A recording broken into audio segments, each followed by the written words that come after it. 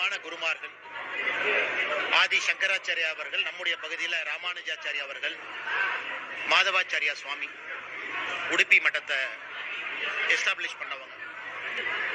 இன்னைக்கு அந்த மடத்தின் சார்பாக 8 மடங்கள் இருக்கு. அதனுடைய சுவாமிஜி ஒரு மடம், கனியூர் மட்டனுடைய சாமிஜி நம்முடைய சென்னையில சத்துர் மாஸ் என்று சொல்லக்கூடிய 4 மாதங்கள் ஒரே இடத்துல தங்கி அந்த ஆன்மீக எழுச்சிக்கு அவங்க பாடுபடுவாங்க. அதன்படி காணியூர் மட்டனுடைய சுவாமி விஸ்வவல்ல தீர்த்த சுவாமி அவர்கள் சென்னையில கடந்த 50 நாட்களாக தங்கிவிட்டு இன்னைக்கு நம்முடைய தமிழகத்தை விட்டு கிளம்புறாங்க. அந்த நிகழ்வுக்கு நானும் அண்ணன் செல்வி அவர்களும் அக்கா உமானந்தம் அவர்களும் இங்கே வந்து இந்த நிகழ்ச்சியில பங்கேற்றிருக்கின்றோம். மிகுந்த மகிழ்ச்சி எங்களுக்கு.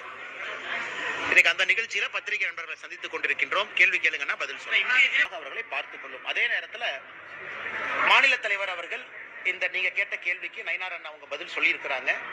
அதன் பிறகு இன்னைக்கு நான் பதில் சொன்னா அது சரியா இருக்காதுங்கன்னா, அதனால மாநில தலைவர் அவருடைய மகன் சம்பந்தப்பட்ட கேள்விக்கு அவர் ஒரு பதில் சொல்லி இருக்கிறாங்க.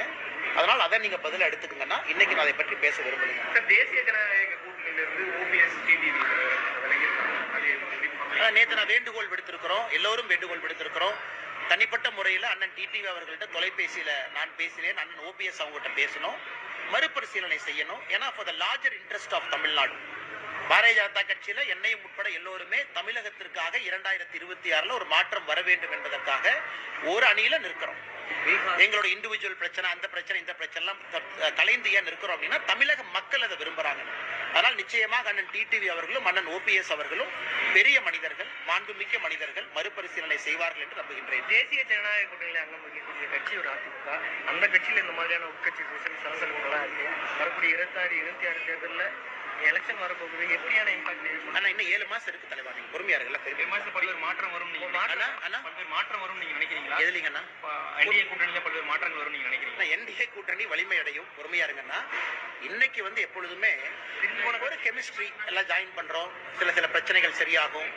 பாட்டாளி மக்கள் கட்சியை பொறுத்தவரை இன்னும் வலிமையா வருவாங்க. விஜய் போன்ற புதிய தலைவர்கள் களத்துக்கு வந்திருக்கிறாங்க, அவர்களும் சுற்றுப்பயணத்தை ஆரம்பிக்கிறாங்க. தமிழகத்தை பொறுத்த வரைக்கும் அடுத்த ஒரு 6 மாத காலம் அரசியல நான் ரொம்ப இன்ட்ரெஸ்டிங்கா பாக்குறேங்க. நிறைய சேஞ்சஸ் வரும், நிறைய காம்பினேஷன் மாறும், நிறைய புதிய விஷயங்கள் மக்கள் பார்ப்பாங்க. விஜய் போன்றவர்கள் களத்துக்கு வந்த பிறகு இன்னும் கொஞ்சம் சுவாரஸ்யம் அது பிடிக்கும். அதனால இன்னைக்கே எல்லாத்துக்கும் பதில் எங்கிட்ட இல்லைங்கன்னா உங்ககிட்ட இல்ல. 6 மாத காலம் 7 மாத காலம் இருக்கு, பொறுமையா பேசுவோம். நேத்து நீங்க கேட்டீங்க பேசினேன், இன்னைக்கு கேட்டீங்க பேசினேன், இன்னும் 1 வாரம் கழிச்சு பேசுவோம். பொறுமையா இருப்போம், அரசியல்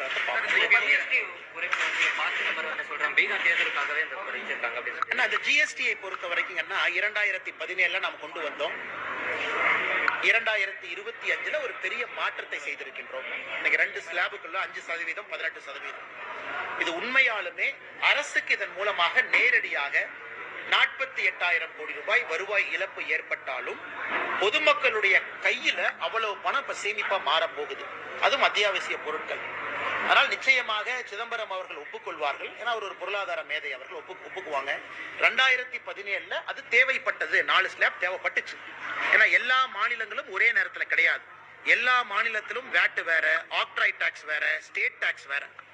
ஒரு பெடரல் சிஸ்டம்ல அத்தனை மாநிலத்தையும் ஒன்றாக கொண்டு வருவதற்கு 4 ஸ்லாப் தேவைப்பட்டுச்சு. எனக்கு 8 ஆண்டுகள் கழித்த பிறகு ஜிஎஸ்டி மெச்சூர் ஆயிருக்கு. இன்னைக்கு நம்முடைய நிதி அமைச்சர் அவர்கள் தமிழகத்தினுடைய ஒரு செய்தி சேனலுக்கு ரொம்ப எலாபரேட்டா பேட்டி கொடுத்திருக்கிறாங்க. எனக்கு 2025 சிஸ்டம் மெச்சூர் ஆயிருச்சு. எனக்கு 2 ஸ்லாபுக்குள்ள நம்ம வருகின்றோம்.